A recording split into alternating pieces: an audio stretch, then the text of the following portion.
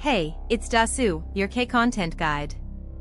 Episode 2 made it clear to me that this isn't just a ghost story. What hides behind the palace curse turns out to be a crime committed by a human being. Episode 2 picks up with the fight against the pond spirit that attacked Gucheon at the end of Episode 1. Realizing he can't possibly win alone, he strikes a dangerous bargain with another GWI clinging to the ceiling, offering half of his own yang energy.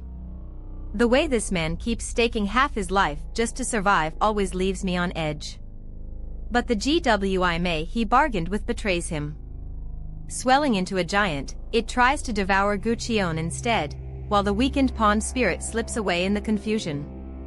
Stripped of his yang energy, Gucheon is on the verge of being trapped in the realm of GWI. I love how ruthlessly this world keeps its rule that a bargain with a ghost is never free. The one who saves him is Sanggang. Hearing the bell Gucheon carries, she desperately drags his drowning body out of the pond and pulls him back into the real world. I feel that this pattern, where Gucheon walks himself to the threshold of the afterlife and returns to the living only thanks to Sanggang, is the core that binds these two together. Once they recover, the two lay their cards on the table. Gucheon reveals that Sanggang is the king's hidden daughter, which is why her royal blood could lure the spirit, and Sanggang confesses her true aim, to bring down the Queen Dowager and the court ladies who crushed her and her mother. So she asks him to buy her time under the pretext of the ghost hunt. From this moment, Sanggang stopped looking like a victim to me and started looking like the architect of a revenge. Let me lay out the cast. Nam Joo-hyuk plays the ghost slayer Gucheon, Ro Yuneseo plays Sanggang who hears the dead, and Cho Sungwoo plays the king shaken by the curse. And Jang Young-nam plays the Queen Dowager, whose 30-year-old crime slowly surfaces this episode. It gave me chills how this character, hiding murderous intent behind a benevolent face, settles into the true villain with each passing episode. Sanggang's secrets are peeled back little by little. As a child, in a salt storehouse, she heard the words of a 1GWI, a chilling prophecy: the serpent's shed skin killed the dragon's child. Because of those words, Sanggang and her mother were driven from the palace, and astonishingly, Sanggang's grandmother turns out to be the king's own lowborn birth mother who bore him 30 years ago. I could feel that this single sentence is the key to the entire drama.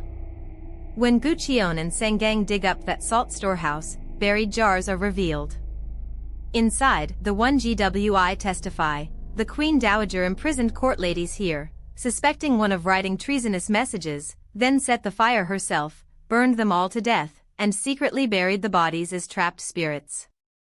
I found the causality terrifyingly precise, that a massacre in the lowest corner of the palace comes back as a curse aimed at the entire royal family.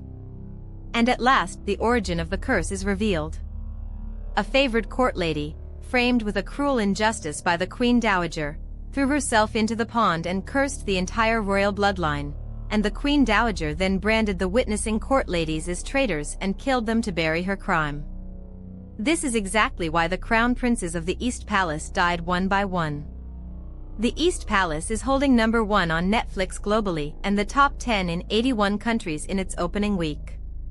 If I had to name a weakness, Episode 2 is dense with information and can be hard to follow in one sitting, but I think that only makes it more worth a rewatch.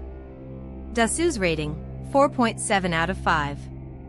This was Dasu, see you next episode.